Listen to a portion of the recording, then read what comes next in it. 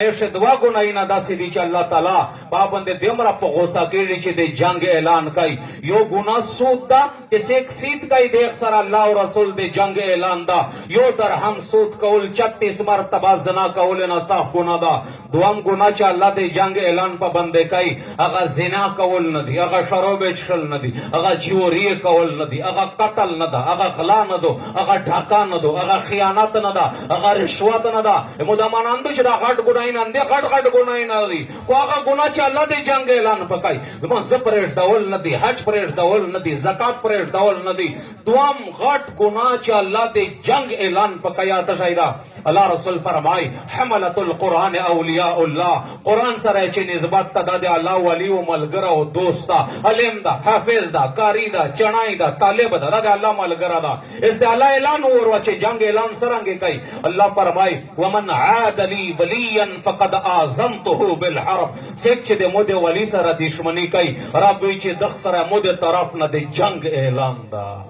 د چا سره د هغه چا سره چې چاته د ملنګون په معاشره شته نشي لیدل دغه سره الله د جنگ اعلان کوي کله مو کا سیکټری فنو کیا دغه سے پښتنه کوي مولوی صاحب زه خو تهجد یا کوم قران تلاوت یا اشراق یا وابینیا مو نو حالات پر ټیم دی و مې نه سمېږي ته چې زندگی په پونی شه پونی وړوا کړه د الله الخلق ملنګون د مليون طالبون خو دې نه دي تانګړي حافظون کاریون د مدرسې ول د الله الخلق خو دې نه دي تانګړي دا تانګ دی بیا چا پلوش چې حالات دي د جنگ اعلان در سره کړه او دوی چې حالات چیرې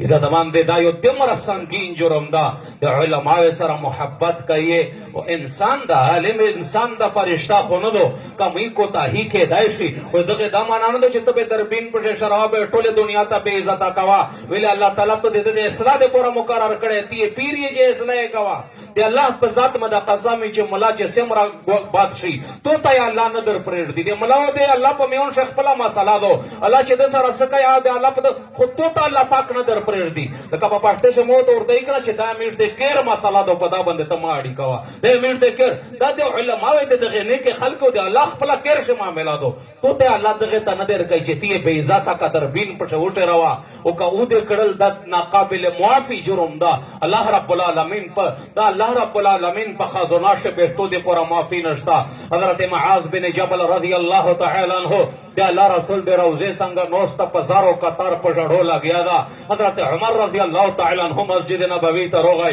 کله چې معاذ ولید چې روړی ورغی ورته چې معاذ ویلې روړې دا ورته چې دا قبر ولنه مې سه خبره اورېدلې دي ام هژړای معاذ کی مې خبره دي وی چې دا روزه ولنه درې خبره ورته وشاله یو خبره داوا چې دا قبر ولنه مې دار وېدلې دي چې سیک ته الله الخلق تنګای دغه سره الله دې جنگ اعلان کوي اے امیر المؤمنین زه ډارې چې چیرې مونږ د الله ول سیک تنگ نشي دا نه چې الله مو سره جنگ اعلان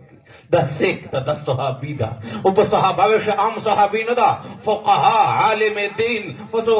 دتا بخاری شریف حدیث دا الله رسول فرمای قرآن و علم کو خلیه دغه سلیره نه او خلیه باشه معاذ بن جبل یت کړه دا تمرا لوی درجه صحابی و دای روړی اش کته ای ته مونږ چې چیرې الله ول تنگ نشي و مشتره احساس نشته چې چیرې مولا طالب حافظ کاری ایک پټه مې دربین لگاولې چې سرانګي چې زی به عزت کو عزت مند دا ناقابل معافی جرم دا که بداش مبتلا دغه نته بھاو بوسا دا یو دس کو جرم دا شرح العقائد لیکلی دی علامه سعد الدین تفتزانی رحمت الله علیه وی چې کچری یو مجلس عالم نوست خلق ته مسالې کوي خلق پر بدل دي خلق پښتنه ونه کوي او خلق په تکیه ولي دغه سے تکیه بلشتینه ورولي دا وی چې دا ټول کافرون شل په دغه ځای باندې ټول کفر ته لوړل ایمان یې ختم شو دغه چې دغه د عالم د علم توهین وکړو نو چې کفر ته لوړ شي ار شي د لوړل عمل د لوړل فرض حج د کړه د حج نه پښه خلوص له منځینا د خبطت اعمالو اعمال د ټول خبط شل ار شي ختم شل خدا دې مرا سنگینا معاشره دو علامہ شامی رحمت الله علیه لیکلی دی چې کم از کم هر میاشت کني په هفته سے 4 د سړی تجدید د ایمان کوي تجدید د ایمان کوي سپتا لګی دا سه معاملې خبره دي مو ته خوشی کې دین په جو مخې و د ایمان نو سره پلوسی عزت مند دي علماء د عزت مند دي چا وارثون دي دغه کم لاندې ما کوي لوس په لوس ور کې د خپل راهنما د تاسو تالیار شي دغه تخپل بچون ور کې الله مې دنیا جوړای او آخرت دغه پر اچا چانی آتی نه دي دغه پر ټولنی آتی نه دي ان شاء الله ک الله پاک بچون در دیا مدرسې ته ور ک بچی در دیا الحمدلله نن سب بچی دې پورا د معقول طریقې سره د اصول د پردې اصول د شریعت د اصول مطابق هغه ته تعلیم او تربیت ورکړي ایک طرف ته په دا ټول شمیشت څه حصہ واخلي. واخر دعوانا الحمدلله رب العالمین.